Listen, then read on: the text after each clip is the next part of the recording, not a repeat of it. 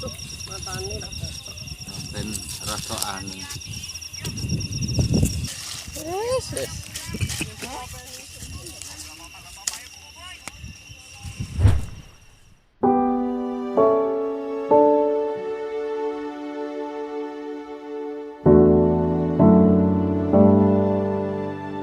Malam hari di tengah sawah sepertinya hal yang tidak lumrah atau tidak biasa.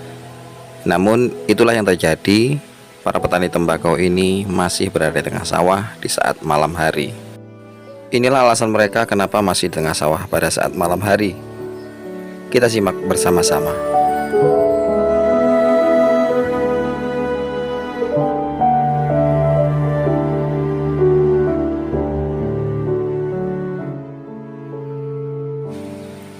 Assalamualaikum warahmatullahi wabarakatuh. Oke teman-teman, terima kasih untuk kalian yang setia dengan channel ini. Semoga aja untuk channel ini bisa tambah berkembang ya, untuk menghadirkan informasi seputaran dunia pertanian dan dunia lain.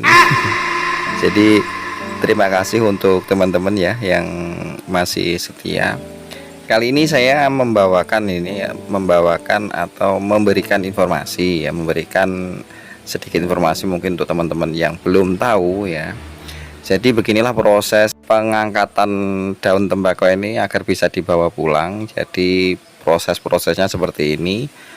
Tembakau setelah diangkat dari jemuran ya, ini akan ditata seperti ini, kemudian agar bisa dibawa pulang.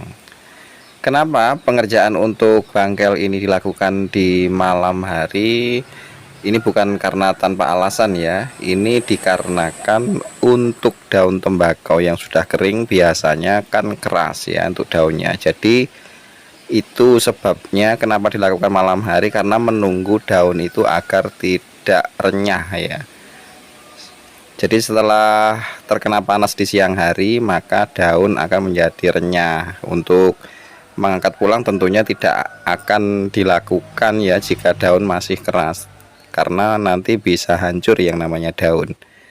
Dan itulah kenapa sebabnya bangkel ini pasti dilakukan di malam hari, atau paling tidak memang menunggu tembakau ini menjadi apa ya istilahnya, iem ya, atau layu atau gimana ya, atau ya tidak keras lah, tidak renyah, agar bisa ditata dan daunnya tidak hancur.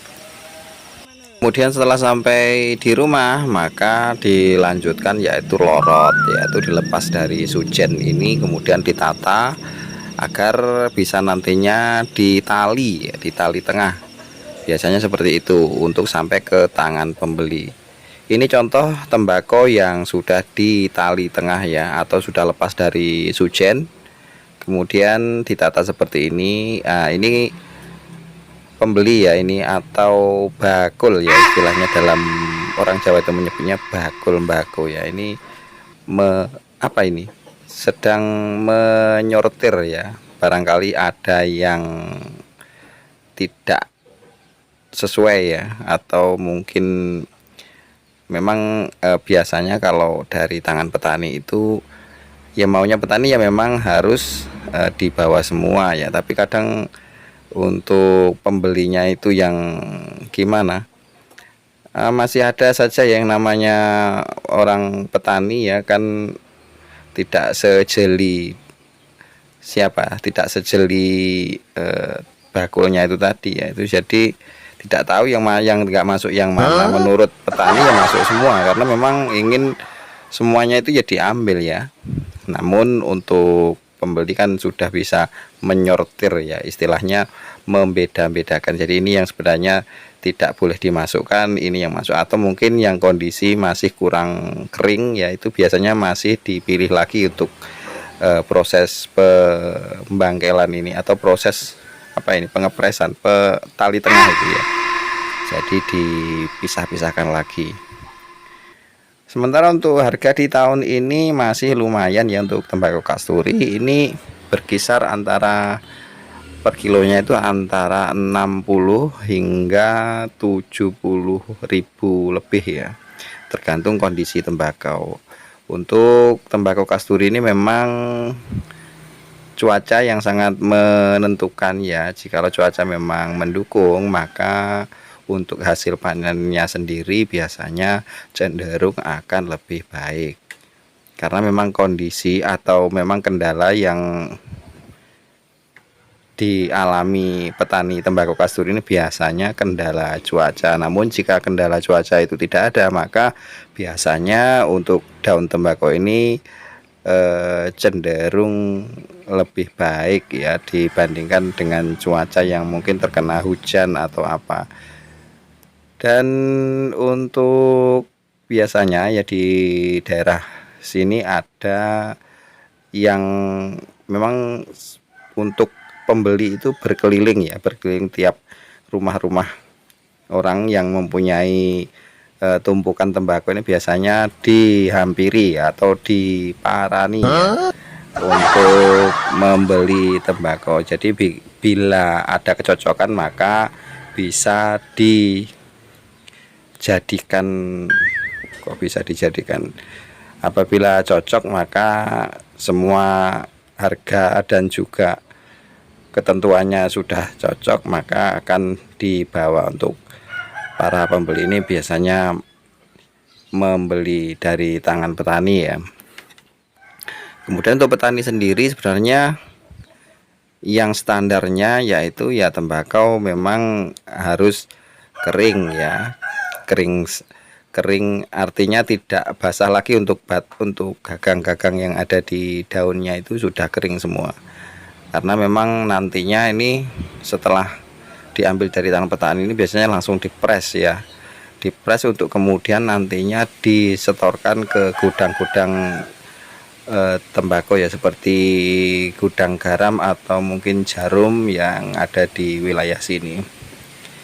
Ini contoh tembakau yang sebenarnya ini untuk yang semi atau banyak ekspor ya, jadi bukan murni lokal ya. Jadi ini istilahnya untuk yang harga-harga mungkin di bawah 6.000 ya. Untuk yang jenis ini bisa hingga 7.000 mungkin ini untuk harganya. Dan biasanya untuk para pedagang ini membeli membeli tembakau ini biasanya melalui tangan-tangan pelandang ya. Biasanya ada pelandang yang berkeliling, kemudian setelah ada kecocokan dengan petani mungkin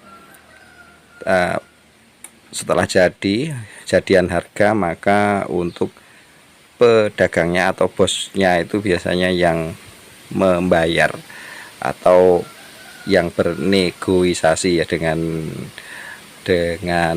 pemilik daripada tembakau ini. Meskipun sudah ditata sedemikian rupa ya oleh pedagang ini, biasanya nggak serta-merta sudah selesai di situ saja ya. Biasanya sampai di rumah itu dioplos lagi ya, biasa lah itu namanya pedagang, dioplos lagi. Dimana yang kelihatan bagus ya disisihkan, kemudian yang mungkin yang kurang bagus bisa dicampur-campurkan gitu ya. Ya mungkin itu strategi pedagang kita ya, untuk mendapatkan hasil yang mungkin lebih ya dari biasanya. Jadi untuk mendapatkan dari petani ini memang biasanya dierut ya, atau dipukul rata, atau gimana istilahnya, diambil semua ya dengan kisaran harga rata-rata ya. Jadi harga 60 hingga 70 itu dipukul rata ya, biasanya diambil semua. Meskipun ada yang sebagian ada yang jelek, ada yang bagus, jadi harganya dipukul rata nantinya. Karena di tempat para pedagang ini akan disortir kembali ya, disisihkan. Jadi untuk yang memang benar-benar super akan dipisahkan, karena memang mempunyai harga yang berbeda-beda setiap kelasnya dari daun tembakau ini. Dan untuk tahun ini agak mending ya dibandingkan dengan tahun kemarin, karena kemarin memang terkendala cuaca, ada banjir juga di Jember.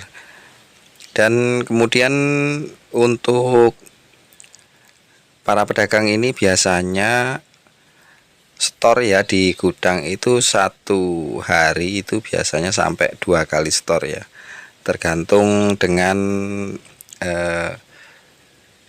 permintaan ya, mungkin dari gudang atau mungkin permintaan antrian, karena memang untuk dibawa ke gudang itu biasanya mengalami proses antrian yang panjang, karena memang jika kondisi panen raya seperti ini memang untuk gudang tembakau yang ada di Jember ini memang full ya, karena memang nggak hanya dari Jember, biasanya dari Bondowoso, dari Situbondo, kemudian ada yang dari Lumajang juga biasanya dibawa ke gudang Jember, karena memang menjadi sentra tembakau kasturi ya untuk yang ada di Jember.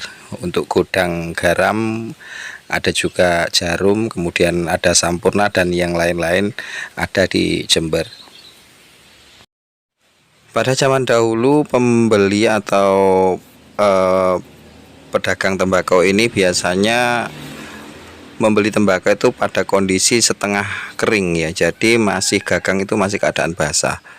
Karena memang untuk petaninya sendiri belum bisa memproses lebih lanjut ya. Namun untuk saat ini petani cenderung lebih berani ya untuk mengeringkan sendiri daun tembakau ini, karena memang ada selisih harga yang cukup banyak juga ya antara jual pada saat setengah kering itu dibandingkan dengan kondisi yang sudah kering, karena memang harganya bisa semakin lebih mahal ya, karena memang kondisi tembakau itu sudah kering. Itu juga memudahkan pedagang juga sebenarnya, karena meskipun untuk pembelian dalam jumlah yang besar itu bisa ditampung ya, karena memang kalau sudah kering ini sudah aman, artinya meskipun ditimbun di rumah ya atau di gudang mereka masing-masing itu tidak mengalami kerusakan yang namanya daun tembakau, karena memang daun tembakau itu sendiri sudah kering. Nah, itu sedikit informasi untuk teman-teman semuanya ya. Ada proses bangkel kemudian sampai ke tangan pedagang. Mudah-mudahan bisa dilanjutkan untuk videonya di lain waktu. Terima kasih untuk yang sudah menonton hingga akhir video ini. Saya akhiri, wassalamualaikum warahmatullahi wabarakatuh.